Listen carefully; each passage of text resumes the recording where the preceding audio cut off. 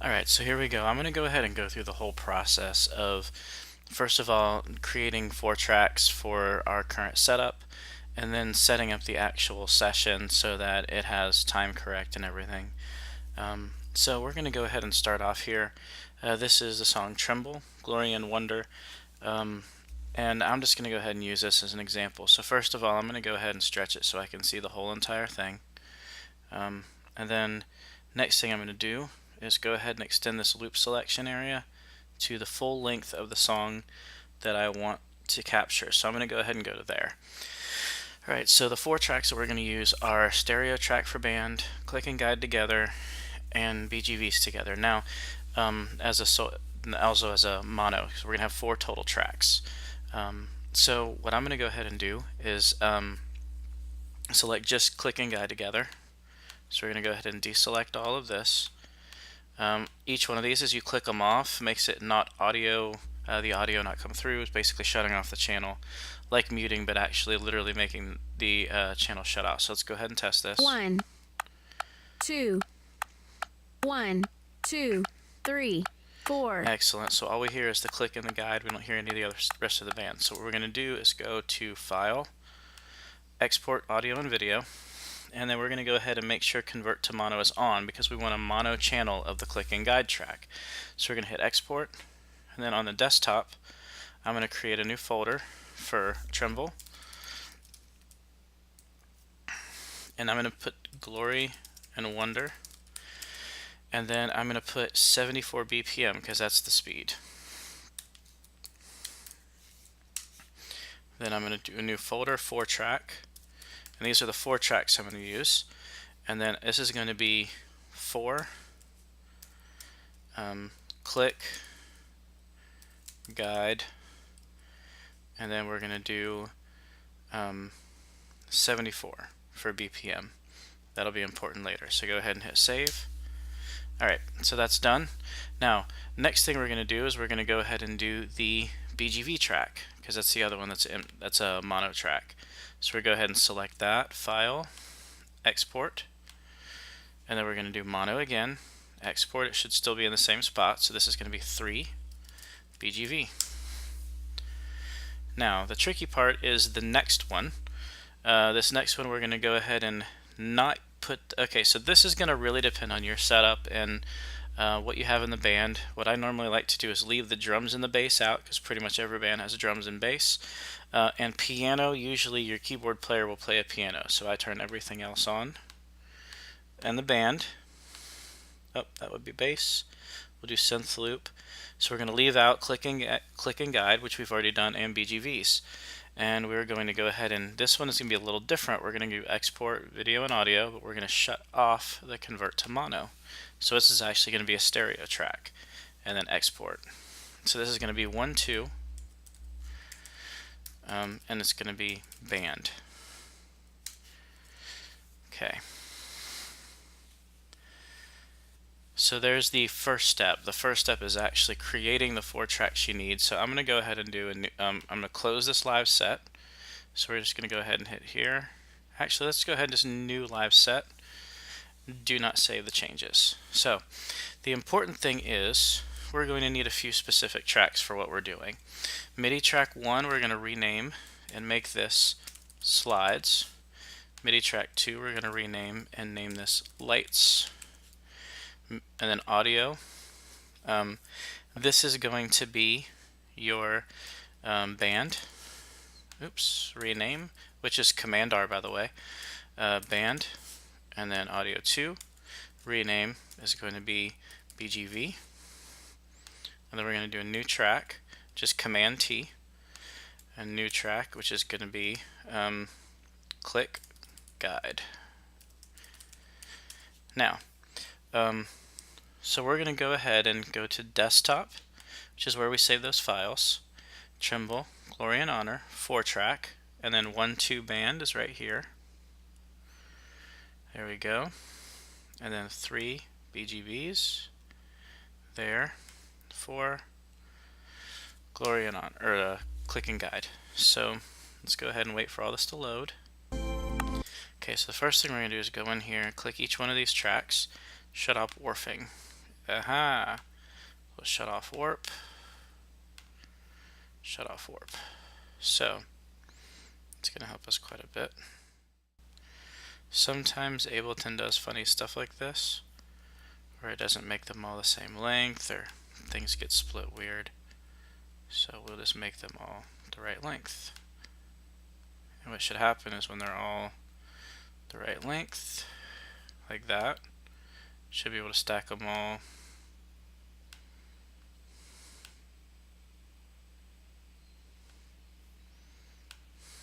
There we go. 1, 2. Make sure everything lines up. 1, 2, 3, 4. And beats hit at the right time. Chorus. There we go. Everything's in good shape. Now, this is going to be the tricky part. So we're going to go ahead and shut off all the tracks for right now. And we're going to record about 10 seconds worth of dead air. It doesn't really matter where or what. But, I mean, I do mean it does matter where. So we're going to go ahead and create another new audio track. Bring it first. We're going to call this tempo. Okay. Now, the trick with this is this tempo track is going to become our master track to be the right speed. So we're going to record arm, hit record, and it will literally, it doesn't matter where, see it hit over here and made it. So what we're going to do is just drag this or whatever, doesn't really even matter. I think it's actually recorded my audio from my headset. So we'll just go through here and we're going to hit Command J. What that does is that basically renders that whole area.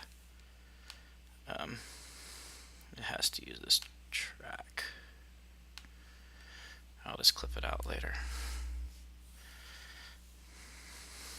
There we go. So that just made that all big one area of audio. So I'm just going to go ahead and redraw this. So the whole thing is it has to be at least the same size as your other track, but it does not have to be anything specific. So basically what we're going to do is you take this and you change this. Remember I told you earlier that the speed would be significant, so we're going to hit 74 beats per minute right here, warp, and then you hit slave. Now the cool thing about this is, see, it's just changed the master tempo of the whole session. Now we can drag this shorter. Now the next thing I was going to show you is actually how we line up all the tracks and everything like that. This part is very, very important because this is going to be how it's going to run your Ableton and everything. It's going to actually run your Pro Presenter slides and everything. So what I do normally is the slides, everything goes to the network session. Slides are track 16. Lights, also network session track 1. So the first thing that I do is I make sure that I have the right session info open. So the first thing that the band does, I'm going to go ahead and go to these Ableton Q files. Now I have a folder called Light Controls APC MIDI. Now whatever the background is, when we look at it, we're going to use the background to pick the color. These are the colors that we have currently. So say I'm going to assume that it's a dark purple slide, just for argument's sake. So what I'm going to do is I'm going to grab this where it says purple static, and I'm going to drag dark purple wherever the band starts. So when we play it, nothing, oh, everything's unmuted, everything's still muted. Let's bring it all back on and replay it. So here's your point at the beginning. 2, 1, 2. So as soon 3, as the song starts, 4. the background changes colors. Now, that was the, this is the first time you change this slide. It's also going to change the name. We're going to change it back to lights. That way we know what's going on. And then at the same time, I'm going to go in here and go to my Pro Presenter cues.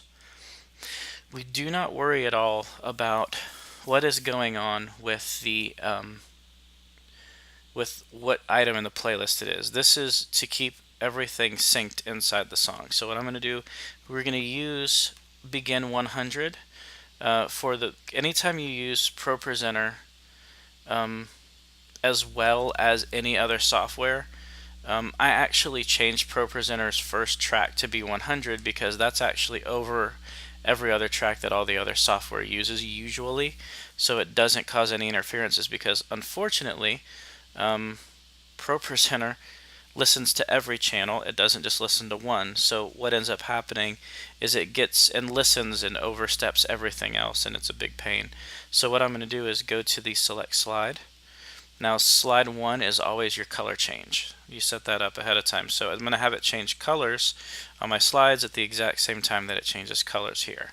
So that's my first slide, is the purple, and you'll see this if you're using the DPro session system that we've created. You will see this actually show up on the interface on the other computer, but we'll go over that later.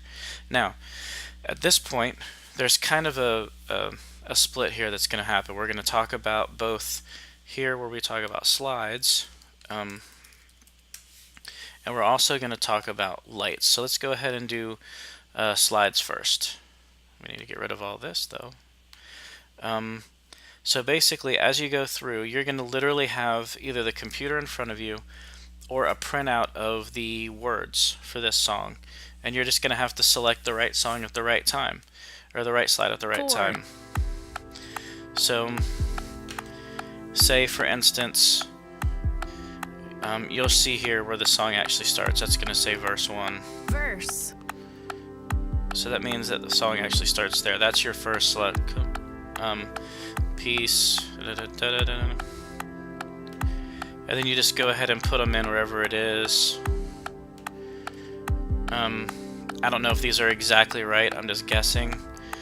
The cool thing is, whenever it goes to chorus, you can then copy all of the tracks from the chorus every time the chorus comes up, because the timing isn't going to change from one to the other unless there's like a revamp or anything like that.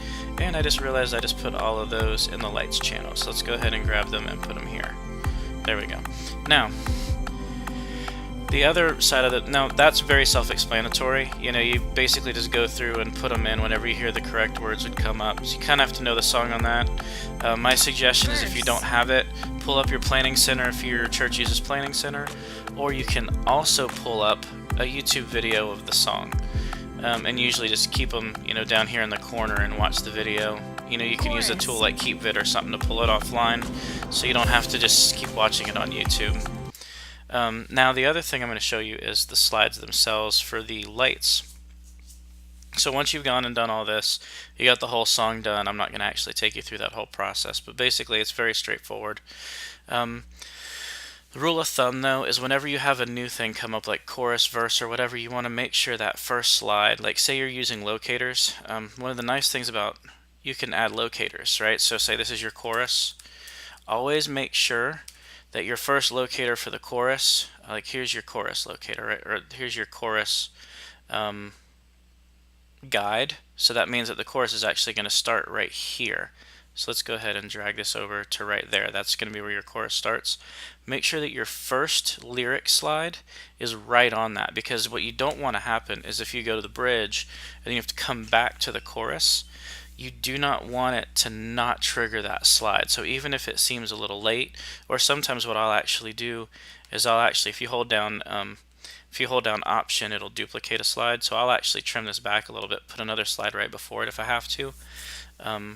So that way it'll trigger twice. It's not going to hurt anything to trigger twice. You just want to make sure that now let me explain that further. So if this slide triggers and it's at the correct time when you're just running through the first time, if you go back to that chorus, you want to make sure it triggers again. So that's why, you know, having two in a row isn't going to do anything but hit the same. Even if it crossfades, it'll crossfade into itself. Nobody will ever see it. But what it will do, having this here, is if you ever repeat the chorus, it'll play it again. So that way you're in good shape if you do start doing like the repeating with the locators, because the nice thing about this is, you know, you can go to the next measure and it bounces back and it stays in time. That's the importance of the tempo track, because the tempo track actually changes the timeline up here, so that way everything's on the correct measures. Otherwise, you're going to go back to the chorus or whatever, it'll be halfway through the measure and it'll sound like junk. So just as a reminder, always make sure that your first slide or whatever for the chorus or your bridge or any sort of transition is always right on that marker in front of the marker, so that way it'll make sure it plays it the next time. Now, in terms of lighting, how I do this, you go to your light cues. Now, I did this on purpose. Now, we talked about dark purple, I believe, is the color we're using. Now, as you notice, I did slow, fast, medium, fast, all that stuff. So the reason for that is you can build.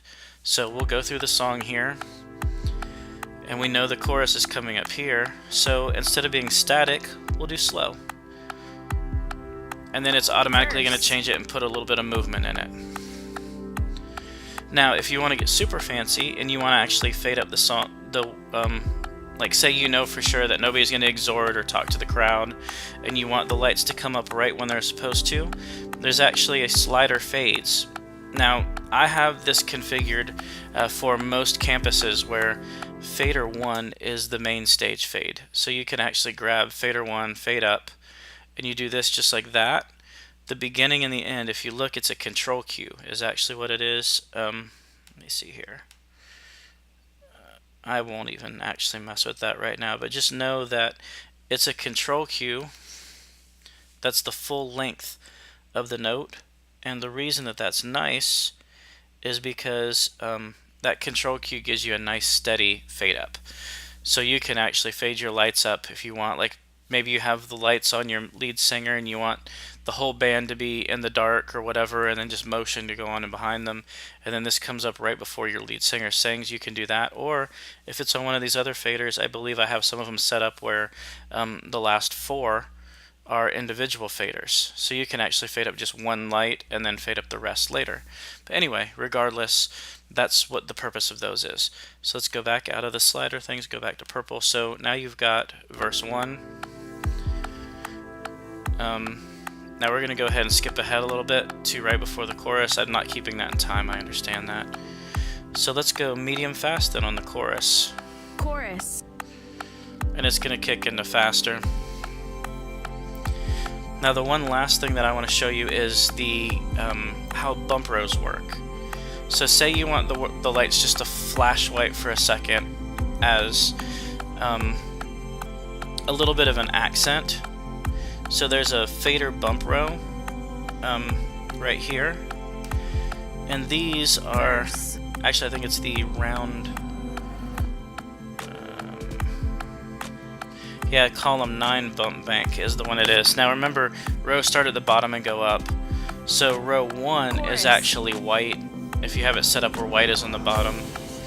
So maybe every time they say Jesus, you want to flash white. So what you can do is zoom in to this area. Get that one thing so you see. So if I wanted to do that, all I really have to do is back this off to here, and then that's going to flash white, and then I do it again, and maybe I want the second one to go a little longer, and I do that. I mean, it's that simple. So every time that comes on, it's literally going to send a signal to the board that's just going to flash white, flashlight for any of that. So the way that works is a bump cue is basically like where you hold a button down and it flashes a light. So in essence, as long as that note is held down, it will hold that white light out or whatever. And then as you go, you can just continually continue to add intensity. And that's specifically why I created it the way I did. So now, the next time, instead of being medium, let's go medium fast. Or, you know, basically the whole purpose is, like this is medium fast right now. Now, then the next time through, then we'll just do fast. And just so you know, I use the, as a shortcut, if you look in the click and guide channel, you'll see a lot of times where the next one's coming up. Chorus. So there's the chorus, so I know right there it's gonna hit, and that way I can speed up the lights. And then sometimes what I'll do is I'll go back to, on the verse, I'll go back to like a slow, so that way you can bring it back up. Bridge. Now that's still building, and that's actually building more. And now also you can mix in your strobes, you can mix in all the other stuff. So that's kind of a quick thing on going through. Now the reason I do all this first is because what's going to happen is you'll go File, Save As, And then inside that folder that we created earlier, where it says Trimble, then we can go ahead and save Trimble. And this is going to be 74 BPM 4-track. So that way we know when we go to set it up in the final session. Now, if you do have an interface that you're using that's like tracks 1, 2, 3, and 4, before I do this, let me explain that real quick. So, some of you have a setup where you have tracks 1 through 4, where 1 and 2 are stereo, and 3 and 4 are mono. Make sure that you're using external outs here, because that's the only way to make it so it's not going to be just stereo for everything. In doing so, if you go through to your audio output, there's going to be an output configuration right here. Right now it's set as 1 and 2 mono and 1, 2 stereo. Now if you have an interface that has 4 outputs, you'll see all 4 of them pop up once you select it here. What you want to do is make sure 1 and 2 are stereo and then 3 and 4 are mono. So what that does is it allows you, when you go through here, when you go to external out, you have the option of doing 1, 2, and then it'll show up as 3, 4 mono. This lets you turn on and off whatever you want to use as mono and stereo, and it makes it much less confusing. So basically, band is always going to be 1, 2 stereo. In this system that I have, BGVs would be 3, and click guide would be 4. Now, you would have to change that with the interface connected, and every time you pull it up, you would have to have the interface connected, or it's going to default to something different. The good news is if you're on the computer that you use to actually present and to play these tracks, once you save it, if everything is connected, every time you recall it, if everything is connected, you won't have to change all of this after you save it. So what we're going to do is we're going to go ahead and save as, go to desktop, Trimble, and this is going to be Trimble 4-track 74. Now, some of the guys also suggest putting the key here, and you can do that. I honestly don't know the key, or I would. And then you just go ahead and hit save. What you might want to do also, let's go ahead and collect files. So let's go collect and save. And you're going to save files from elsewhere, other projects, whatever, so that way everything's connected. We can go ahead and delete the temporary files, and then we're going to do file save live set as to make sure where we put it, because I have no idea where it put it. Okay, so it's in the correct folder. We selected the right place, so we're good to go. And we are not going to replace. Okay, so the reason we did all that is I'm going to go ahead and pull up a live set so you can see. So these are the templates that I created for the Sea Life campus.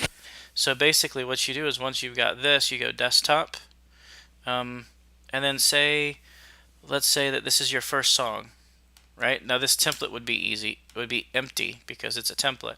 And so what you do is you go Trimble, and then you grab the whole session, you drag it in. Now it's going to make you drag it in the bottom. Hang on. Oh, this is the session actually. Sorry. So you can drag it in here, and then that gives you your 4 channels. Actually, your multiple channels. You got tempo and everything here. Now remember, this is supposed to take over your tempo. So what you do is you click on it, and then you shut off master, and then turn it back on, and see what it does is it automatically changes the timing to match everything. So that way now everything is matching. You're in good shape. So let's go ahead and select all channels and then do this. Let's select them all here. Just makes everything much more manageable. And then you're going to grab these channels, put them in your first position. Now, I didn't explain the playlist item thing yet. So the way that we have this set up is we've preset a stop trigger, preset tempo, slides, all that stuff. So this is your playlist item, the first thing there. There is also in the begin 100 thing, in the begin 100 session that we've talked about before, there are also some playlist cues. So you go back to Ableton cues, you're going to open up Pro Presenter cues, and then begin 100. Now instead of select slide, you're going to do select playlist item. Now if you look in your playlist session, maybe you have slides before, then you've got a video before worship or whatever. So you pick whichever item number it is that you're looking for, and you go ahead and you drag that item here. Now the tricky thing about this is just make sure you open these up. So go ahead and drag it in here. Okay, so the way this works is it does it by velocity. So once you pull it up, see how this says playlist item 1? It actually says, it should say what the velocity is. If it doesn't, then you just pull this up and you can see. Now this is velocity 1, playlist item 1. Say it's item 2, velocity 2. See, it's not 1, playlist item 2. So just make sure you check that. If you have any issues, like say you pull a trigger up, I believe all of my triggers are correct, but say you do have an issue, just pull this up and make sure that the velocity is set correctly to whatever the playlist number is. One of them might be 5 or 6 or something I had issues with, and I think I fixed it just in case, just to be safe. Make sure that you select the correct playlist item, because then when you hit the first trigger, which is right here, it'll go ahead and select the correct thing. Now I always put the playlist item like a measure before everything else, just so that way it doesn't accidentally select it after. At the end of the song, it'll do the stop trigger, which I've preset, and if you're working with me on this stuff, then we'll go ahead, then you would have already had that set up in there, and you just move it to the end of the song. Yeah, that broke apart, so I'll fix that. Sometimes this thing can be a little temperamental, but that's alright. There they are, back to normal now. Make sure everything's working. 2, 1, 2, 3, 4. Now, if you're part of one of those churches that does change things in the middle, you can actually set up all of your start triggers here, or your markers here. Now, I always do a start, and then you're going to set up, wherever the others are. So, this one's going to be at different points. 2. Remember, there's your cheaty thing, 2. where you can go, okay, I already know that I can add a locator for verse 1. I can add a locator for chorus 1, because we've already been through that. So I can go back Chorus. here. It's actually right there. And sometimes when you're not zoomed in as much, you don't see every measure, so usually a good thing to do here is go ahead and zoom in a little bit so you can see what's up. Make sure that I hit this right. Chorus. Okay, so if you notice here, I'm 2 notes through a measure instead of all the way through. Now what did I do? Oh, look at that. When I set this up, this wasn't on a measure directly, and neither was this. So what happened is it actually jacked it up a little bit. So we're just going to go ahead and back out, make sure we see the whole thing. Do that, zoom back in, and make sure we start on a measure. So that way everything will be correct. 2, 1, 2, 3, 4. I need to move this to there. Is this going to say verse now? Verse. And now it's correct. So if you have any other questions, please feel free to contact me, but this is a quick kind of run through of everything.